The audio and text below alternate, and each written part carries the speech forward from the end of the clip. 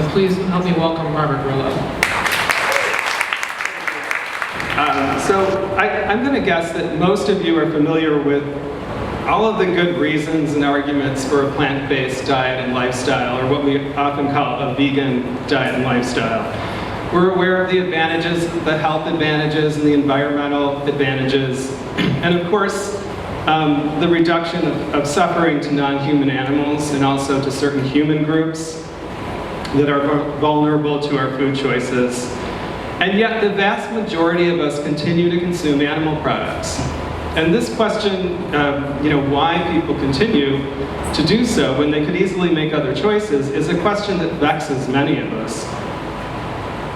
And we could speculate a lot. I think we often speculate about why that continues. And, is it because the arguments aren't as good as we think they are? I don't think so. I think the arguments are very strong, actually. We might also think that perhaps that we just haven't exposed enough people to the information, and we just have a lot more work to do. And I think that explains part of it, but not all of it. In the work that I do, I argue that there are two key reasons, two often overlooked reasons, why we're not seeing a move away from animal consumption like we would expect. The first reason is that the deeply held beliefs behind eating animals, namely the belief that we have some kind of right to use and consume animals, is largely unexamined in our culture. And the second reason is that the fictions of popular culture continually reinforce these beliefs that it's okay to eat animals. So my belief is that until we can successfully first identify and then challenge this belief system, I don't think we're going to see the kind of change that we'd like to see. And that's what Farm to Fable is all about, the presentation in the upcoming book of the same name. It's about exploring, identifying, naming, and then exposing and challenging the fictions of our animal-consuming culture. So the presentation is in three parts, and the first part is why do these fictions exist? Why are they important? What should we understand about them and how they're used? The second is what I call a sample gallery of some of the more common fictions that we see in a very random kind of order. And these are things that most of us see in our everyday lives, and a lot of us don't even pay any attention to because they kind of just go right over our heads. And the third is based on lots of feedback I've had on this presentation. Lots of people asking, what can we do with this information? How can we apply it to empower our work for the environment and animals? So I focus on two key takeaways from a better understanding of these fictions that we can. But first, I'd just like to talk a little bit about my experience in what I call the image building industry, which to me, the image building industry is everything from advertising and marketing to media, film, entertainment, wherever there's a social touch point with some kind of visual or verbal communication, that's the image building industry. And so I kind of stumbled into this when I was much younger, working as a freelance graphic designer and creative professional at different ad agencies, creative agencies around Chicago, where there's lots of food type of agencies that focus on big food names like McDonald's. And I found myself actually working on this Happy Meal box, where happy farmed animals are portrayed on the cover of a package that most likely contains the body parts of an animal that live miserable lives. And at the time, I was under the spell of this brainwashing, so it never really occurred to me that there was anything wrong with presenting happy animals to children, of course. This is marketed to children to deceive them intentionally, that what they're eating inside of this box has anything to do with the cover.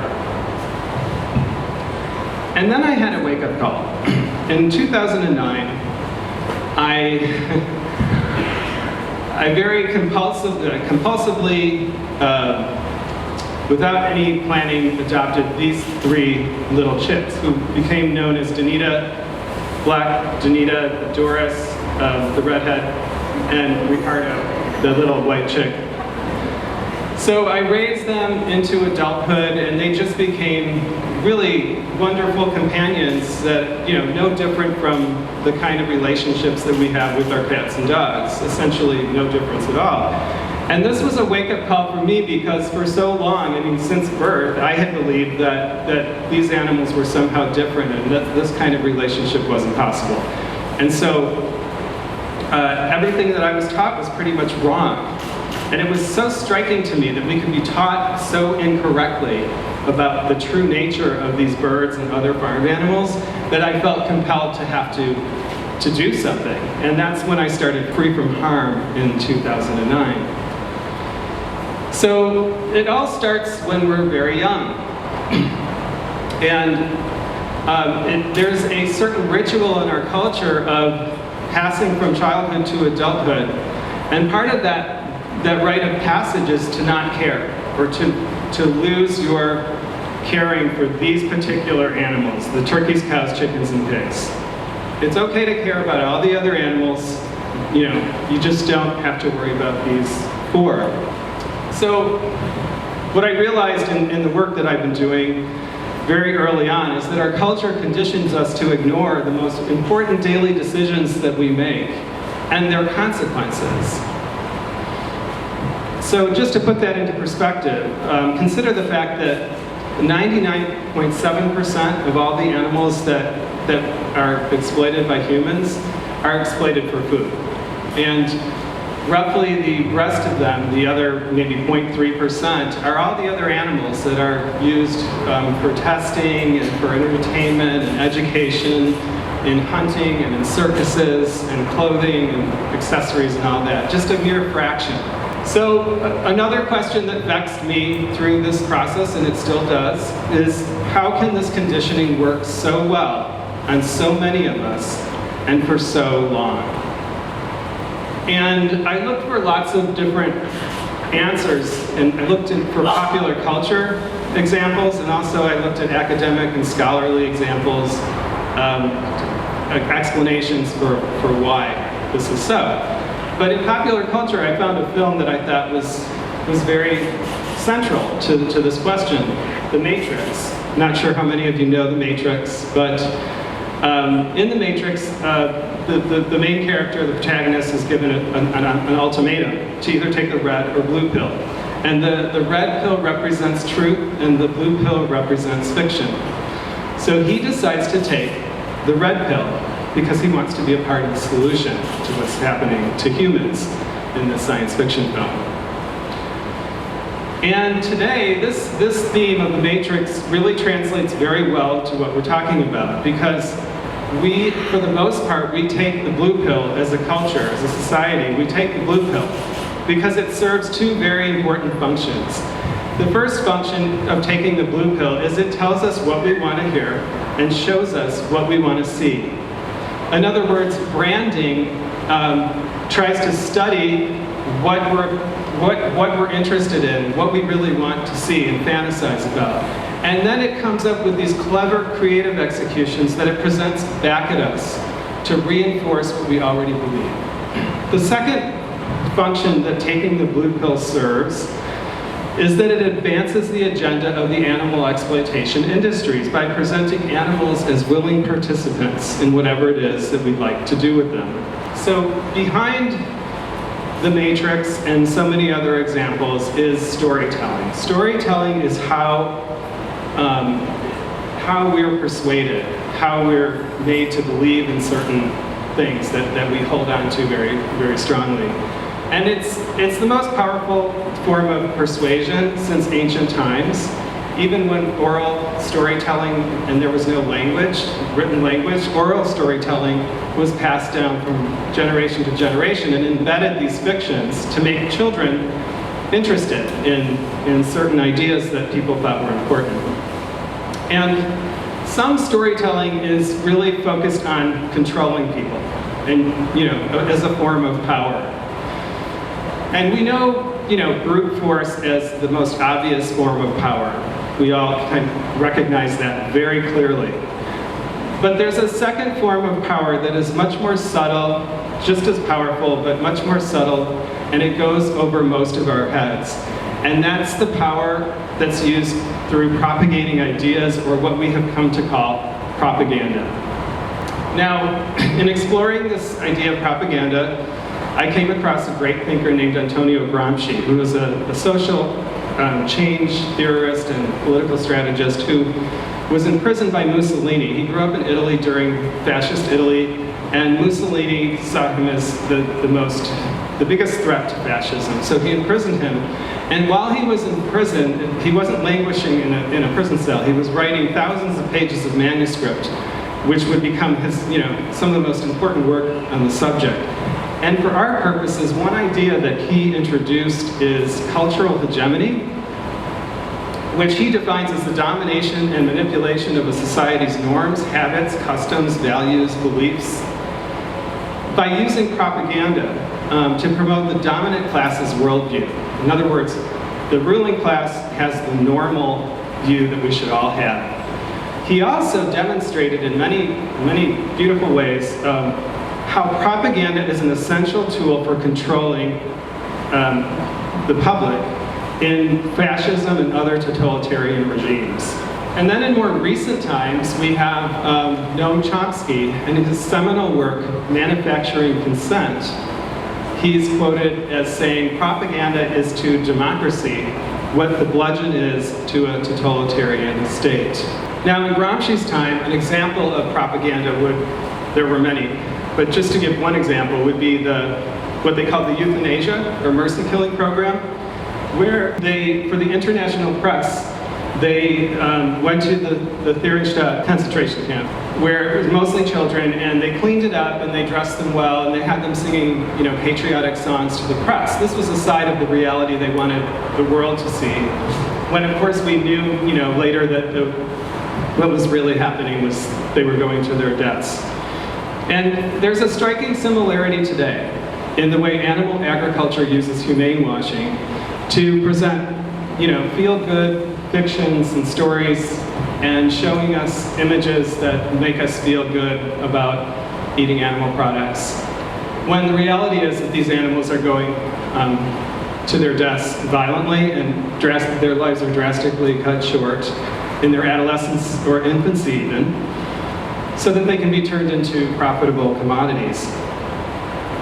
Now, in both of these cases, the mercy killing and the humane washing, propaganda is the key. Propaganda is used to conceal institutionalized violence and oppression of an inferior group that is sacrificed for the benefit of a superior group.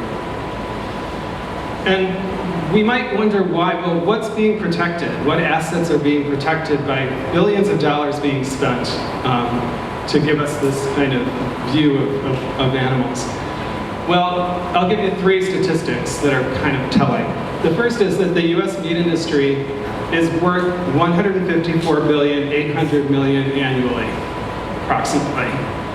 And Cargill, which is the largest player in animal agriculture, spent $1,792 million in 2012 just on promoting animal products to consumers. And the USDA, which we know as the governing body that sets dietary guidelines for Americans, but is also lesser known for being a marketing wing to animal agriculture and agriculture at large, spent $1,332 million in 2013 just to provide marketing assistance to animal agriculture. It has nothing to do with the subsidy programs. All of those billions of dollars are something completely separate. Okay, so now I want to go to phase 2, which is the sample gallery, the common fictions that some of you will recognize. And we're going to start with some of the foundational ones. The consent is a foundational fiction. It presents animals as willing participants in whatever it is that we'd like to do with them. And this is as ancient as it could be. For example, in the Hindu tradition, Krishna is often portrayed milking the sacred cow. So here's Krishna in a very pastoral setting with animals that are very happy to give their milk to him. And here's a modern day example. of the Organic Valley milk packaging, showing the same kind of theme. So it's interesting because consent as a story, as a fictional device, emerged soon after we started domesticating animals. In other words, it was kind of a response, a guilt response to violently taking animals out of their natural habitat and forcing them into confinement and commodifying them for our use. So you start hearing about consent, how animals are just consensual. And another important thing about consent is that it promotes the idea that animals don't mind being used. So it's just a matter of how we treat them. You notice how people don't think about the problem with use, and they just say, well, as long as we treat them better, or okay, then it's okay, because consent as a fictional device has brainwashed people into think that use is just fine. And consensual language plays a very large role here. For example, just the word giving, instead of using the word taking, is very potent. Like we say that the animals give us their milk and eggs and bodies and lives, rather than taking, because taking is equivalent to stealing, and of course stealing is wrong in all cultures. Another foundational fiction is what I call objectification, and this is one of the only difficult images in this presentation here. But it's striking to see how a bottle cap opener is designed and how the piece of equipment that is used to burn or cut the beak off of a newborn chick is designed. And what's striking is how they're both held in the same way. The beer bottle is held in the same way as the worker that's callously holding the bird. So this is the commodification or objectification of animals, which is very much necessary for us to turn off our empathy. And closely related to objectification is commodification. This is a photo that I took at a farmer's market in Marin County, California, which is a beautiful area if anyone's been there. It's also a mecca of organic and sustainable and humane farming, right? So behind all the beautiful flowers and fresh produce were this cage of these beautiful little newborn chicks. And there was a sign above their head that said $2 each. Now I'd ask you to think about that for a minute, because what we've done is we've attached a monetary value that is less than the cost of a tube of toothpaste to an entire life of experience of the bird that has incredible faculties. In fact, many studies have shown how these birds are more precocious learners than toddlers. And they actually develop certain skills way before human toddlers. Okay, so another foundational fiction is Humane Washing. I use the example of Temple Grandin, the movie, the HBO film that came out in, 2006, I believe. I don't think you can have a discussion about humane washing without having Temple Grandin as part of it, since she's so much of an icon of this whole movement. The idea of humane washing is putting a humane face on an industry that is inherently violent, that kills 10 billion animals in the US alone. The HBO film is interesting because it comes from a progressive news, well, HBO being a progressive channel that most of us kind of associate with cutting edge kind of shows. But what's interesting about this film is it portrays Grandin as somewhat of like a Mother Teresa to animals, like someone who, in a way, it's a very conservative view. It's a very fictionalized view. The reality is that she's a paid spokesperson for some of the largest meat industry trade groups. Okay, so another foundational fiction is euphemism.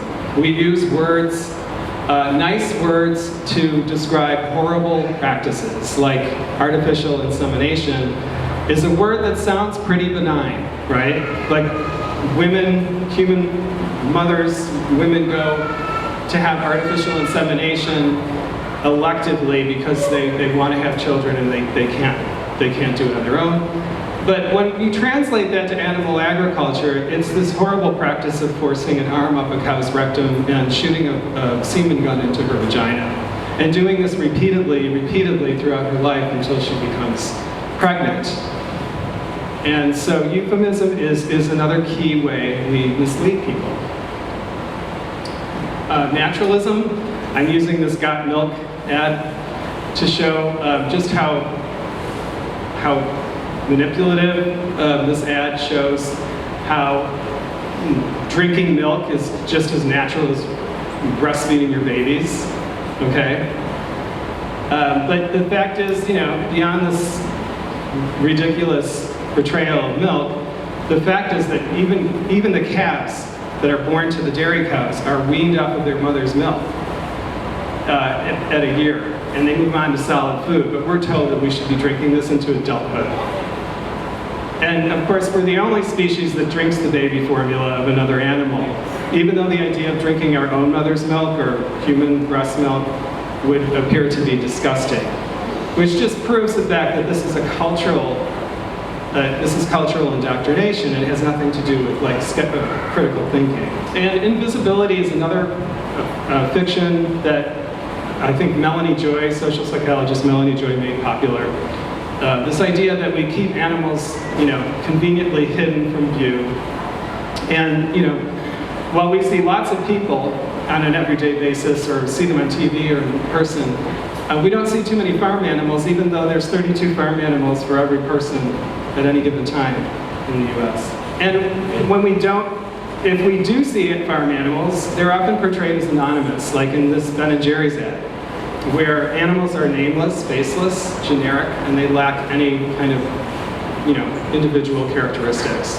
Innovation is a fiction when we portray exploitation and suffering as a form of progress, which in the case of dairy cows, we've engineered them to produce up to 12 times more milk than their bodies were designed to feed one calf. And in the case of egg-laying hens, 300 eggs a year in a body that was only designed to lay 10 to 15 eggs a year. And it results in a lot of really horrific conditions like this one, which is Sweet Pea, one of our rescues, who had a horrible case of peritonitis. And connected to innovation is progress. I show this because this is a postcard from, I think it's the 1920s. And what you're looking at is the Chicago Union Stockyards, which was a swampland. It was a wetland, actually. And these wealthy industrialists decided to turn this whole area into this giant meat packing and slaughtering complex. And not only that, they worked with the city of Chicago to promote this as a major tourist attraction. This is a postcard that you would see in a tourist office in the 1920s. So that people could come and watch animals being hauled in on trains, cattle cars, and then slaughtered. We've come a long way, I hope. Okay, so superiority isn't important. We have to feel superior to other animals that we exploit in order to exploit them. And in this interesting TV commercial by Nissan, you have this handsome European couple driving in the Nissan Rogue. You gotta love the name Rogue. They're driving through a historic city center, European city center, and the bulls are kind of appearing around the corners and behind them, and they're dodging the bulls. And then they pull up in front of the steakhouse, and the guy gets out of his car and he kind of nods to the bull, and the bull, cowers away, okay? So, and then of course there's the steakhouse where they're entering. So the whole story is about consumption, because consumption is the ultimate act of conquest over other animals. And brands like Nissan know this, and that's why they're using this strategy. Okay, this is a poster from 40s, 50s, kind of a Norman Rockwell style, which was popular at the time.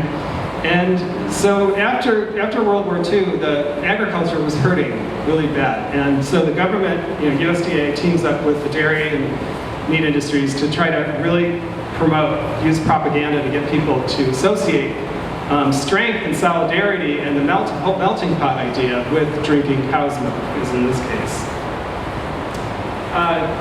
In Rebel Without a Cause, I'm not sure if anyone's familiar with that 60s film, but the whole movie is based on this one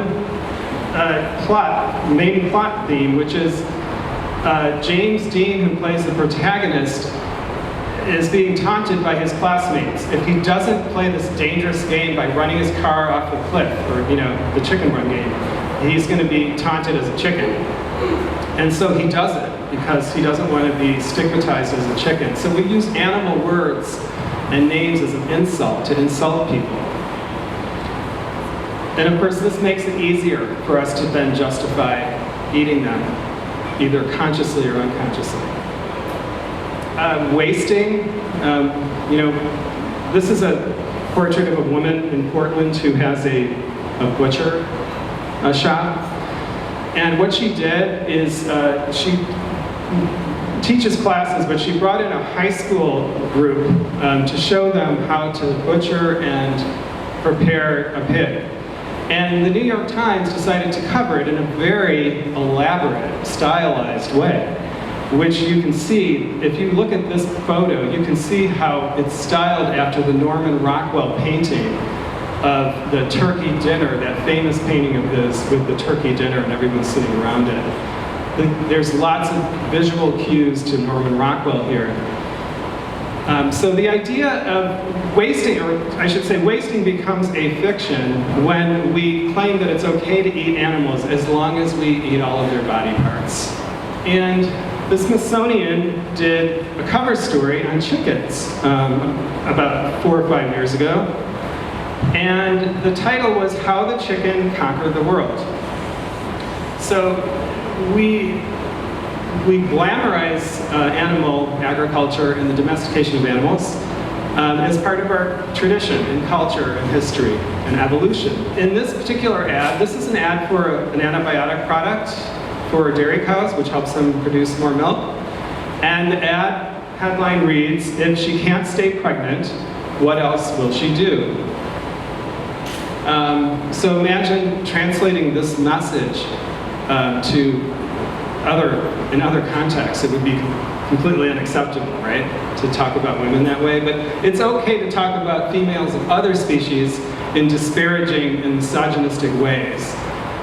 Because the reality is, we're dealing with an industry that is male-dominated, even today, and that has to exert complete control over female bodies, female reproduction, over their ovaries, their mammary glands, their offspring, and also their lives, ultimately, because they will send them to their deaths in their adolescence.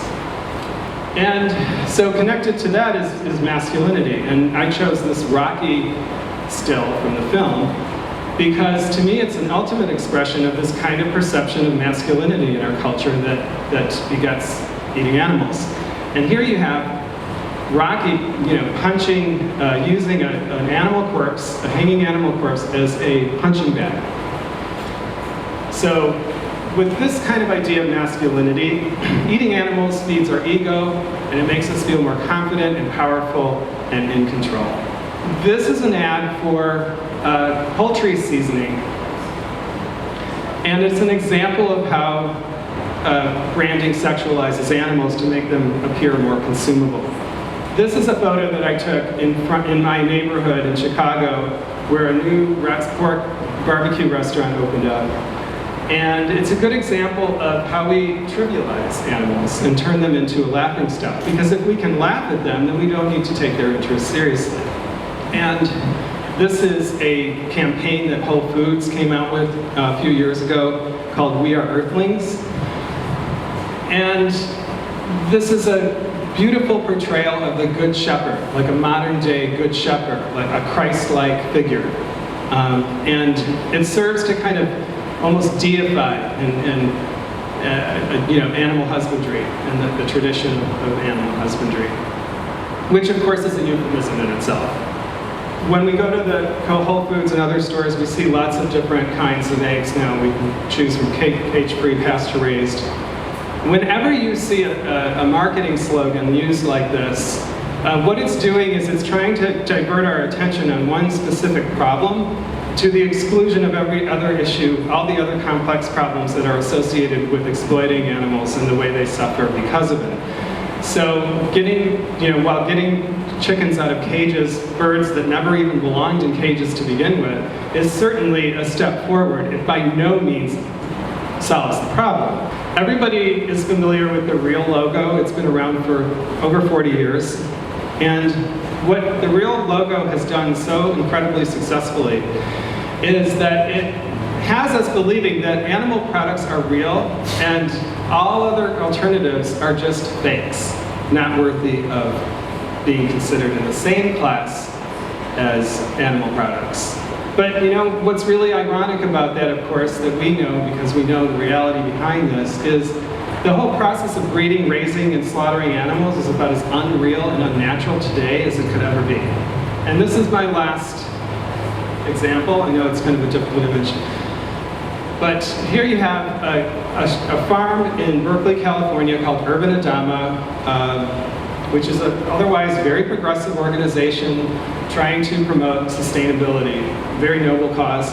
However, they raise chickens for their eggs, and then after 2 to 3 years, they decide to slaughter them so that they can make chicken soup so that they can sell the chicken soup to the poor.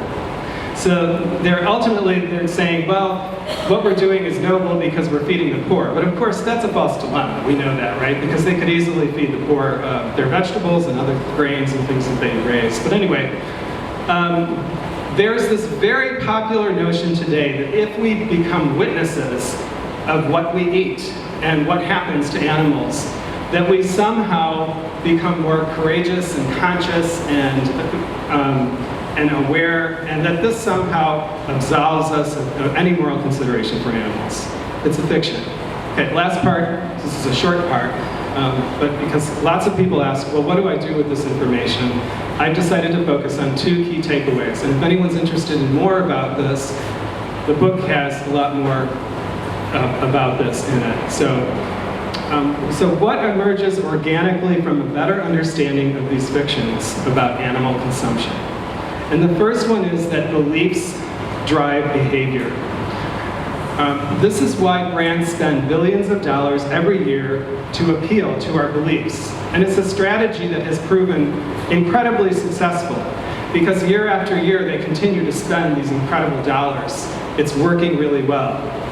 They also know because they have hired the best in social psychology and the social sciences, which is informing them that beliefs drive behavior. And this has been a very important idea since the cognitive revolution of the 1950s. Many leading thinkers focus our attention on this connection between belief and behavior. For example, Sam Harris, who continually says he's interested, why he does what he does is because he's interested in the connection between beliefs and action.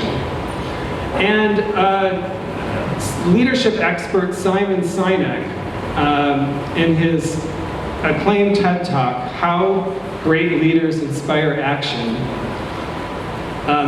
this TED Talk became the top 10 most popular TED Talks of all TED history, and I think it's still in the top 10 today.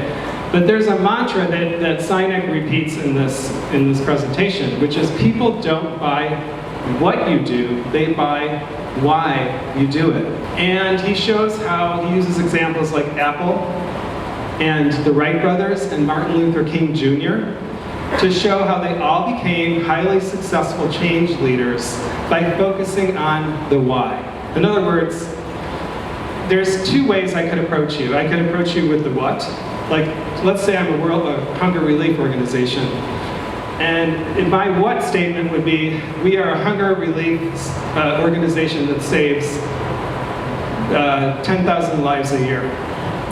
But my why statement would be something like, our mission is to not let a single child go to sleep on an empty stomach. And so if you compare those 2 statements, I think most people would agree that the why statement is much more powerful than the what statement. So today, most of animal advocacy and environmental advocacy focuses on behavior and pretty much ignores beliefs, which is from a person, from my perspective, is very troubling.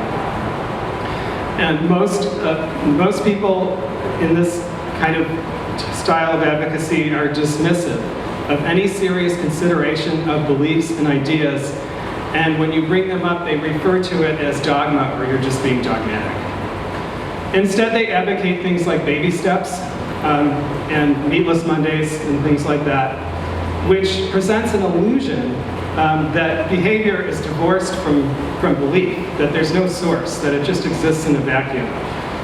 And this kind of advocacy overlooks what Sinek is calling the why, in its preoccupation with the what, which is the key reasons why leaders fail, he said. The other thing we hear from this kind of advocacy is a lot of pop psychology, a lot of claims of effectiveness that are rooted in corporate marketing and selling tactics that don't have a lot of credible evidence behind them, and a lot of cliches and catchy slogans. And we really need more than that to be successful as a social justice movement.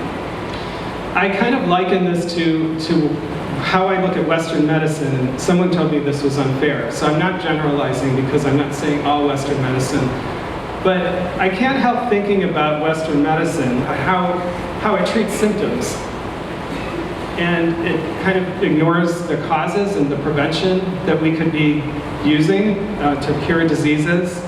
In this way, this idea of just focusing on behavior and not seriously looking at the beliefs is the same kind of problem that Western medicine has.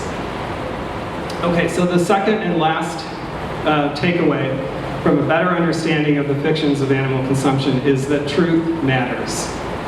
And I have a concept that I introduce in my book called truth-centeredness, which means fully understanding and then communicating at least three core truths. I might add to that at some point, but for now, three core truths. The first truth is the truth of the animal's conscious experience through careful observation, personal observation of animals, and also learning from what science tells us about them. This debunks the myths that distort the animal's true nature. In other words, all of the fictions that I've showed you that distort their nature. The second kind of truth that I'm talking about is our own true, authentic experience as witnesses and spokespeople. And the third kind of truth is what I call true empathy, which is the ability to see ourselves as the animal victim and to communicate it to others in a compelling way. And I like to think of truth-centeredness as the foundation for my advocacy, because truth is the basis of establishing trust in relationships and credibility and integrity with our audience. Truth-telling is all the more critical in this context because we are exposing an industry that uses lies and fictions to hide the truth. And another reason is that I don't believe that we can trick people into caring about our cause. And I don't think we need to, because there's plenty of evidence that the majority of people already care about animals, and 90%. Some studies show up to 90-95%. So we have that on our side, and we can use that. And the final reason I think is that it just all around it makes sense to appeal to our higher values of honesty and sincerity and passion and justice, rather than other motivations. So a couple ways that I would suggest to infuse truth in our communication and our advocacy for animals is when there's some kind of conflict between some fancy way that we're told that we should communicate something, like some advocacy organization says this is the most effective way to communicate this. And there's a conflict between that and what we actually, our honest, authentic understanding. I say that we should communicate our own authentic truth over other motivations. The other way we can infuse truth is by telling the incredible stories, the true stories of animals that are rescued, farm animals that escape and are rescued and end up on sanctuaries and with caregivers that treat them like companions and respect them like they should be. These are some of the best stories we have in our movement, and we should use them. And just a word about what happens when our communication lacks truth and we're led to believe that there's a more effective way to present our, whatever it is we're presenting, our cause. When we distort or misrepresent the truth in an attempt to make it more palatable or marketable, we use the exploiter's deceptive tactics. We're learning from corporate marketing and selling that is using those deceptive tactics. And this can result in a lot of unintended consequences. It can undermine our objective. And the first kind of consequence is that it can misrepresent the victim's experience if we try to tell it in a way that's not truthful. It can misrepresent our own experience as witnesses and spokespeople, and it can undermine the foundation of trust with our audience, because if they later learn that we're using some kind of ploy to try to get them to perk up and listen to us, they later find out that we're using something deceptive. They're going to lose trust in us. But in the end, overall, it can result in further protecting the exploiters and disempowering the victims that we seek to protect. So the two takeaways from a better understanding of the fictions of animal consumption are: one, recognizing the power of beliefs in shaping behavior. Challenging those beliefs is the next step, and it's the hard work we must do.